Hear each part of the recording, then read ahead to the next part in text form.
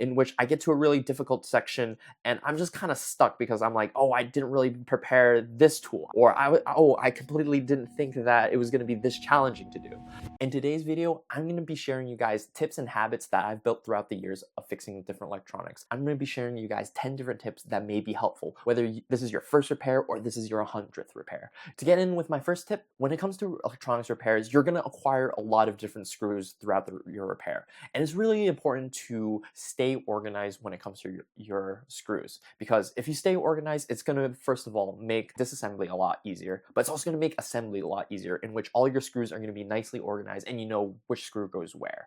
For that reason, I highly recommend beginners to get a magnetic mat. Now, these magnetic mats are great because, first of all, they are gridded, so you can organize your screws. They're also dry erasable, so you can use a whiteboard marker, mark them up as you see fit.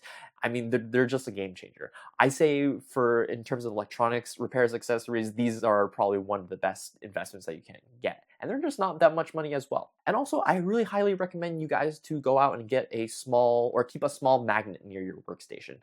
A small magnet's going to be great because if you drop a screw on the floor, a small magnet's going to help you try to find that screw. And also, it helps you magnetize your screw bits as well, in which the screw's almost going to stick to your screwdriver. And that's going to help you have a lot more precision when it comes to reassembly. So having a small magnet is going to be really handy for any workstation. My second tip is to acquire skills to be organized. I mean, for me, I'm personally not that very an organized person, but when it comes to electronics repairs, you gotta be organized. If you aren't really organized and you're just messy all around, when it comes to disassembly, it's easy to throw components all around your table. But if you just had all these screws just lying around, it's gonna make assembly just so hard. I mean, it's almost impossible to remember where things go without being organized. Another tip I have for you guys is for organization is to try to also take reference photos. When it comes time to assembly and you have a little question on some component, having a reference photo is gonna be great. So just take photos every now and then, especially when you get to a difficult part or a part that you think is gonna be kind of hard when it comes to reassembly, and it's gonna help you a lot. My third tip is to try to design your setup to reduce friction. For every setup, there's small little optimizations that you can make that will make a big difference in the long scheme. For instance, having your tools nearby your station. Now, I know this really sounds obvious, but in my first setup, I didn't have my tools near my station. I had them across the room. And it was such a pain just to leave my desk every time I need a screw bit, grab that screw bit, and then go back to my desk. I mean, just having your tools nearby you is a game changer. I mean, I know this sounds obvious, but it truly does make a difference. Another thing is having great lighting is also going to make a difference. I did originally have one desk lamp, but now I do all my repairs using 2 desk lamps because it just helps having so much more lighting. I mean, the components are just so small. The screws are so small. Having adequate lighting is going to make a game changer just because you can see the parts a lot more clearly. And all these tiny little optimizations that you can make in your setup are going to add up. It's going to reduce friction. It's going to make your repairs a lot more enjoyable and allow you to get a repair done a lot quicker as well. For my fourth tip is also related to setup, is to clean as you go. It's really important that when you open up this electronic and you see some dirt, I highly recommend to keep some isopropyl alcohol and some Q-tips on hand, just so you can clean up these electronics. Now, I know that no one's ever going to see them again. If you open up a Nintendo Switch, I mean, and there's dust inside of it, a lot of people are going to kind of avoid ever touching it. But I think it's frankly, it's kind of gross also to be working in a dirty environment as well. Clean up your environment, spend a couple minutes, maybe 1 or 2 minutes, just cleaning it up is going to make a game changer, because the repair is just, you're not going to feel icky working on the electronic all the time. And it's also going to help you feel a lot more professional too, that you're cleaning up and doing a good job with your repair.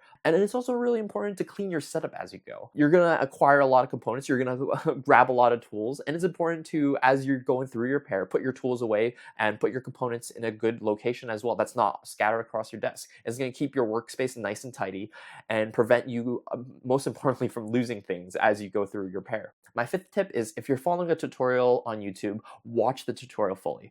I've been there so many times where I just get into a repair and I just want to crack at it, For that reason, I just pull up the YouTube video and I'm doing the repair alongside it.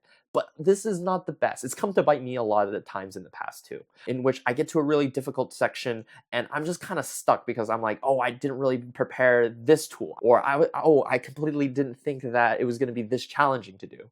And by just watching the video, getting a feel of what the repair would look like before you even jump into it is going to help eliminate all the issues of, do I have the proper materials? Do I have the proper tools?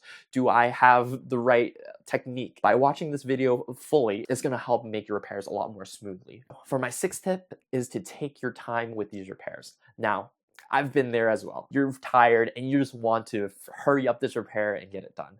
But I want to remind you guys that if you try to rush, it's going to lead to slop. If you are sloppy with your repair, you're going to most likely break things along the way. And when you break things, it's going to lead to rework. So ultimately, even though you might feel like you're rushing to get things done, it's going to lead to more rework. Just take your time with the repair. You know, it's not a rush. This isn't a race, bit by bit, piece by piece. Yes, it might take a long time. You know, it might take a couple hours, but you will get through the repair. And also, it's really important to know when to stop for the day. I mean, there's been plenty of times where I'm just doing the repair for hours on hours. I'm in this chair for 2 hours. Like, it's good to stand up, stretch, and it's good to also put your tools down for the rest of the day. You know, you can always pick back up tomorrow. Overall, you're going to enjoy the repair process a lot better by not rushing. My seventh tip is to be adaptable and expect repairs to change midway. You're working on used electronics. For that reason, I mean, the history of electronic most likely going to be unknown. You know, someone else could have opened this electronic, something else could be damaged in this electronic, your components could be broken, or something just goes completely unexpected. In the Flipping for Profit series, there's been plenty of times, you know, just in this last video, I had a strip screw that was just unexpected because someone else was repairing this electronic and tightened down the screw way too tight. And then ultimately I couldn't get the screw out because it was buried that deep, so I ended up stripping it. These are things that are unexpected, but you need to be adaptable. In my case, I went out, I bought a pliers that was really helpful when it came to extracting screws. When you get into a repair, it's okay to have a vision of how your repair is going to go, but be expected and don't be too surprised if things go wrong, and be adaptable. Point number 8 I want to make is to remind you guys that breaking is part of the tuition. When you are learning how to fix electronics, you are bound to break things. And even though like when you break things, I mean, it really does suck. You're like in the back of your mind like, oh man, I'm going to have to either buy a new component, I'm going to have to spend more money. But I also want to ask you guys this question. What else costs a lot of money? It's going to be college tuition. I mean, when you think about it, breaking some sort of component and costing maybe a couple dollars, maybe $100 if you're breaking something more expensive, it's not too bad when it compares to college tuition.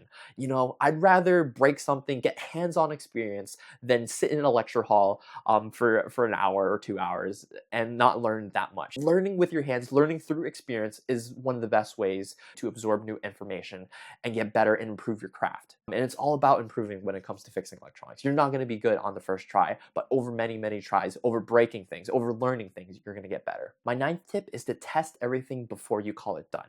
When you finally have fixed an electronic and you're ready to wrap up everything, put your tools away, never assume that like just because, oh, I fixed this issue, that there aren't any other issues on this electronic. I mean, as I said earlier, you're working on used electronics. You don't know the history of what this thing has been through. And it's a really good idea to have a checklist and test this thing thoroughly. The reason why I like checklists so much when it comes to testing electronics is because you just follow step 1 all the way to the end. I personally have a couple checklists that I'm going to be sharing with you guys throughout the next few videos. Think of like a couple things that you think will test the electronic pretty thoroughly. I'm talking about touching, maybe testing the touch, maybe testing all the buttons, testing if the software boots up properly. Not only will this build confidence within your repair work as well, within the work that you produce, but if you're also going to sell, you don't want the buyer coming back to you in a couple days, couple weeks, saying that, oh, this electronic, it didn't work because of something that you probably could have caught with testing. My 10th and last tip for you guys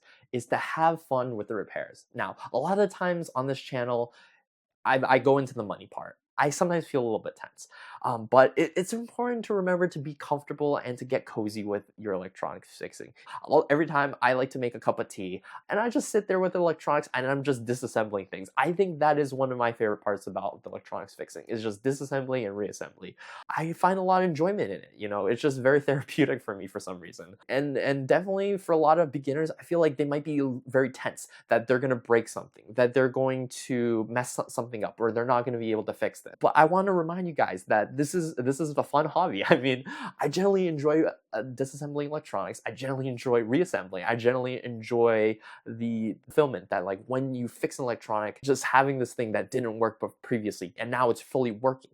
I mean, it's just a great feeling to have. For that reason, I remind you guys to have fun with your repairs. You know, it's not all about the profit sometimes. It's about having fun and staying in the hobby. And maybe one day I'll be able to turn this into a business. But for now, I wanted to keep this as a fun hobby. I want to enjoy all my repairs that I go through. So that kind of concludes all my 10 tips that I have for you guys. If you guys have any more tips, feel free to leave them down in the comments below. I want you guys to share as many of these tips that you guys personally have. As a quick little note, I wanted to make a little video for the Nintendo Switch Lite fixing that I have right behind me. I already gone ahead and fixed it, and I did record it, but as I was kind of recording it, I didn't really want to make a video that was dedicated to showing you guys which screws, because there's a million of them that already exist. So for that reason, I kind of put this video together, and I hope it's more interesting to you guys than dotting out, okay, where are the four screws? Are they Phillips zero? Stuff like that, because I think there's a lot of content with that already. But if you enjoyed this video, I want you guys to stay tuned, because in my next one, I'm going to be giving you tips and guidance on how to sell your electronics, especially on both Facebook Marketplace and eBay. If you guys are interested in seeing that, make sure you stick around, because I got a lot more content coming in the near future.